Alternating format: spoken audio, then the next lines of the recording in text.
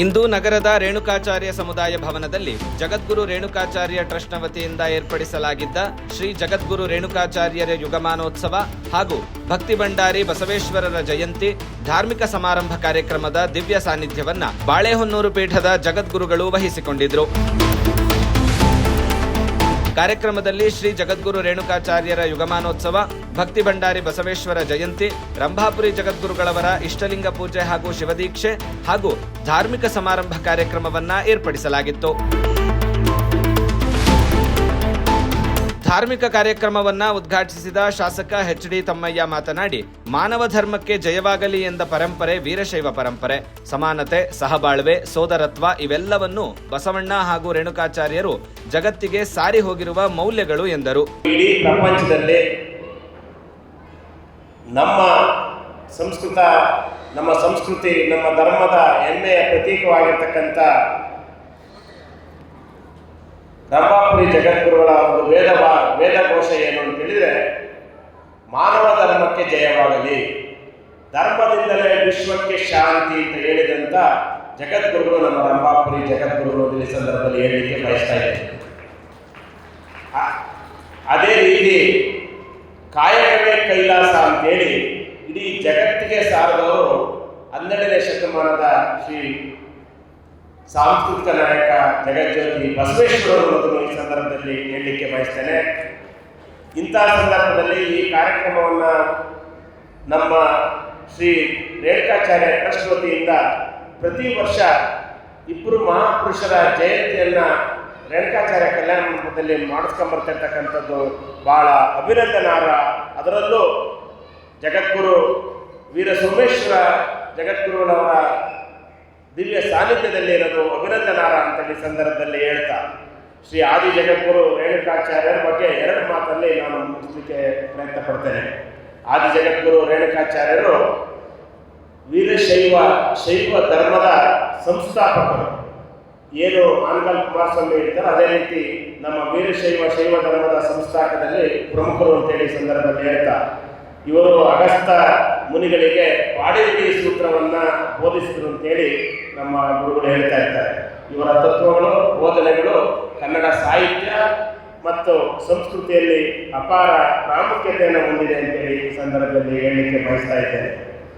ಆದಿ ಜಗದ್ಗುರು ರೇಣುಕಾಚಾರ್ಯರ ಬಗ್ಗೆ ತಿಳಿಯಬೇಕಾಗತಕ್ಕಂಥ 2 ಅಂಶಗಳನ್ನು ಈ ಸಂದರ್ಭಕ್ಕನುಸಾರವಾಗಿ ಹೇಳಲಿಕ್ಕೆ ಬಯಸ್ತಾ ಇದ್ದೇನೆ.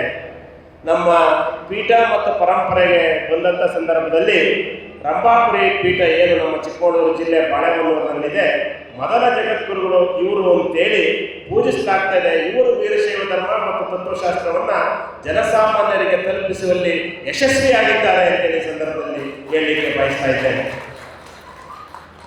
ಮತ್ತೆ ನಮ್ಮ ಜಗದ್ಗುರುಗಳು ಭಕ್ತಿ, ಜ್ಞಾನ ಮತ್ತು ಸಮಾಜದ ಒಗ್ಗಟ್ಟಿಗೆ ಹೆಚ್ಚಿನ ಒತ್ತನ್ನು ನೀಡಿದರು ಅಂತ ಈ ಸಂದರ್ಭದಲ್ಲಿ ಹೇಳಲಿಕ್ಕೆ ಬಯಸ್ತಾ ಇದ್ದೇನೆ. ಅದೇ ರೀತಿ ರೇಣುಕಾಚಾರ್ಯರ ಬಗ್ಗೆ ಹಲವಾರು ಭಕ್ತಿಗೀತೆಗಳು ಮತ್ತು ಚಲನಚಿತ್ರ ಮೂಡಿ ಬಂದಿರೋದನ್ನು ಸಹ ಈ ಸಂದರ್ಭದಲ್ಲಿ ಹೇಳ್ತಾ, ಪ್ರತಿ ವರ್ಷ ನಮ್ಮ ದೇಶ, ಅದರಲ್ಲೂ ಕರ್ನಾಟಕದಲ್ಲಿ ಶ್ರೀ ಆದಿ ಜಗದ್ಗುರು ರೇಣುಕಾಚಾರ್ಯರ ಜಯಂತಿಯನ್ನು ಸರ್ಕಾರದ ಮಟ್ಟದಲ್ಲಿ ಮತ್ತು ಧಾರ್ಮಿಕ ಮಟ್ಟದಲ್ಲಿ ನಡೆಸ್ತಾ ಇರ್ತಕ್ಕಂಥ ವಿಚಾರವನ್ನು ಈ ಸಂದರ್ಭದಲ್ಲಿ ಹೆಮ್ಮೆಯಿಂದ ತಿಳಿಸಲಿಕ್ಕೆ ಬಯಸ್ತೇನೆ.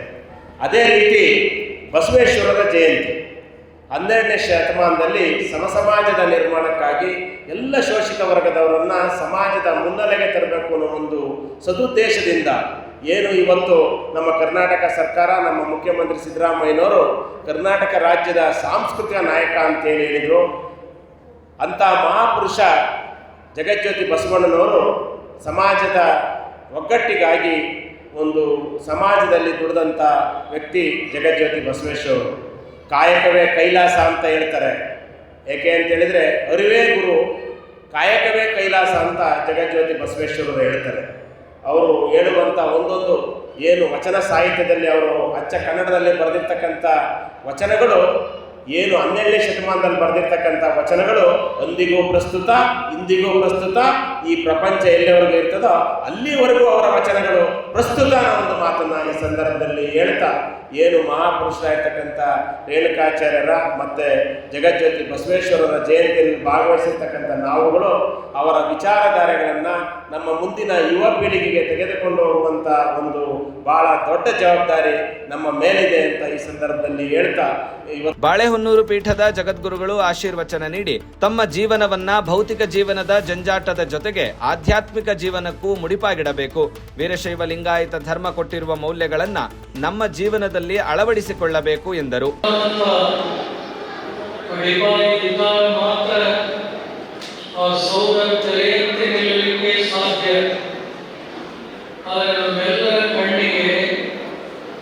ಕಟ್ಟಡಕ್ಕೆ ಹಾಕಿದಂತಹ ಬುನಾದಿ ಕಣ್ಣಿಗೆ ಕಾಣುವುದಿಲ್ಲ. ಅದೇ ರೀತಿಯಾಗಿ ಈ ನಾಡಿಗೆ ಮಾನವ ಕುಲಕೋಟಿಗೆ ಜಗದ್ಗುರು ರೇಣುಕಾದಿ ಪಂಚ ಆಚಾರ್ಯರು ಏನು ಭದ್ರ ಬುನಾದಿಯನ್ನು ಹಾಕಿ ಧರ್ಮದ ಸಂವಿಧಾನವನ್ನು ಏನು ಕೊಟ್ಟರು, ಅಷ್ಟಾವರಣ ಪಂಚಾಚಾರ ಷಟಸ್ಥಲಗಳು, ಈ ಧರ್ಮದ ಸಂವಿಧಾನಗಳನ್ನು ಅರಿತು ಆಚರಿಸಿ ನಡೆಯುವುದಕ್ಕಿಂತ ಕೇವಲ ಜಂಬದ ಮಾತುಗಳನ್ನಾಡಿ ಸಮಾಜದ ಸ್ವಾಸ್ಥ್ಯವನ್ನು ಕೆಡಿಸುವಂತವರ ಸಂಖ್ಯೆ ಹಿಂದೆಂದಿಗಿಂತ ಇಂದು ಹೆಚ್ಚು ಹೆಚ್ಚಾಗ್ತಾ ಇದೆ. ಇಂಥ ಸಂದರ್ಭದಲ್ಲಿ ಪ್ರಜ್ಞಾವಂತರಂತ ನಾವೆಲ್ಲ ನಮ್ಮ ಧರ್ಮ, ಸಂಸ್ಕೃತಿ, ಪರಂಪರೆ, ಆದರ್ಶಗಳ ಬಗ್ಗೆ ಒಂದಿಷ್ಟಾದ ಚಿಂತನೆಯನ್ನು ಮಾಡದೇ ಇದ್ದರೆ, ಅವುಗಳನ್ನು ನಾವು ಪರಿಪಾಲನೆ ಮಾಡದೇ ಇದ್ದರೆ, ಮುಂದಿನ ನಿಮ್ಮ ಪೀಳಿಗೆ ಯಾವ ಮಟ್ಟಕ್ಕೆ ಓದಿತು ಅನ್ನೋದನ್ನು ಇವತ್ತು ಎಲ್ಲರೂ ಆಲೋಚನೆ ಮಾಡಬೇಕಾಗಿದೆ. ಹುಟ್ಟಿದಂಥ ಮನುಷ್ಯನಿಗೆ ಶಿಕ್ಷಣದ ಜೊತೆಗೆ ಒಂದಿಷ್ಟಾದರೂ ಸಂಸ್ಕಾರ ಕೊಡುವಂಥ, ಸದ್ವಿಚಾರಗಳನ್ನು ಮನವರಿಕೆ ಮಾಡಿಕೊಡುವಂಥ ಕೆಲಸ ಮಾಡಬೇಕಾಗಿ ಇವತ್ತು ಆ ಕೆಲಸದಲ್ಲಿ ನಾವು ಬಹಳಷ್ಟು ಹಿಂದೆ ಉಳಿದಿದ್ದೇವೆ. ವೀರಶೈವನಾಗಿ ಹುಟ್ಟಿದ ಮೇಲೆ 8ನೇ ವಯಸ್ಸಿನಲ್ಲಿ ಶ್ರೀ ಗುರುವಿನಿಂದ ಶಿವದೀಕ್ಷೆಯನ್ನು ಪಡೆದುಕೊಂಡು ಮೋಕ್ಷದಾಯಕವಾದಂಥ ಶಿವ ಪಂಚಾಕ್ಷರಿ ಮಂತ್ರವನ್ನು ಗುರುವಿನಿಂದ ಪಡೆದು ಈ ಅರಿವಿನ ಜೀವನವನ್ನು ಸಾರ್ಥಕಪಡಿಸಿಕೊಳ್ಳಬೇಕಾಗಿ ಇವತ್ತು ಈ ಪ್ರಶ್ನೆ ಆಶ್ರಯದಲ್ಲಿ ನಡೆದಂಥ ಜಯಂತಿಯ ಸಂದರ್ಭದಲ್ಲಿ ಪ್ರತಿ ವರ್ಷ ಶಿವದೀಕ್ಷಾ ನಡೀತಾ ಇದೆ. ಈ ವರ್ಷ ಸುಮಾರು 16-17 ಜನ ಒಟ್ಟುಗಳು ಶಿವದೀಕ್ಷಾ ಕ್ರಿಯಾಚಾರ ಮಾಡಿಕೊಂಡಿದ್ದನ್ನು ತಾವೆಲ್ಲ ನೋಡ್ತಾ ಇದ್ದೀವಿ. ಮನುಷ್ಯನಿಗೆ ಸಂಸ್ಕಾರದಿಂದ ಸುಸಂಸ್ಕೃತನಾಗಿ ಮಾಡಲಿಕ್ಕೆ ಮತ್ತು ತತ್ವ ಸಿದ್ಧಾಂತಗಳನ್ನು ಅರಿತು ಆಚರಿಸಿಕೊಳ್ಳಲಿಕ್ಕೆ ಸಮರ್ಥನಾಗಲಿಕ್ಕೆ ಸಾಧ್ಯ ಇದೆ. ಆ ಕಾರಣದಿಂದ ಜಗದ್ಗುರು ರೇಣುಕಾಚಾರ್ಯರು ಸಂಸ್ಕಾರಕ್ಕಾಗಲಿ ಕಾಯಿಕ ಜೀವನಕ್ಕಾಗಲಿ ಬಹುದೊಡ್ಡ ಕೊಡುಗೆಯನ್ನು ಕೊಟ್ಟಿದ್ದಾರೆ. ವೃತ್ತಿ ಚೈತನ್ಯ ರೂಪಿಣಿ, ಕಾಯಿಕವೇ ಕಳಾ ಚೈತನ್ಯ. ಮನುಷ್ಯನಿಗೆ ಒಂದು ಚೈತನ್ಯ ಬರಬೇಕಾಗಿತ್ತು ಅಂದರೆ ಅದು ಕಾಯಿಕದಿಂದ ಹೊರತು ಬೇರೆ ಯಾವುದರಿಂದಲೂ ಕೂಡ ಸಾಧ್ಯ ಇಲ್ಲ. ಇದನ್ನೇ 12ನೇ ಶತಮಾನದಲ್ಲಿ ಶರಣರು ಕಾಯಿಕವೇ ಕೈಲಾಸ ಅನ್ನುವಂಥ ಮಾತನ್ನು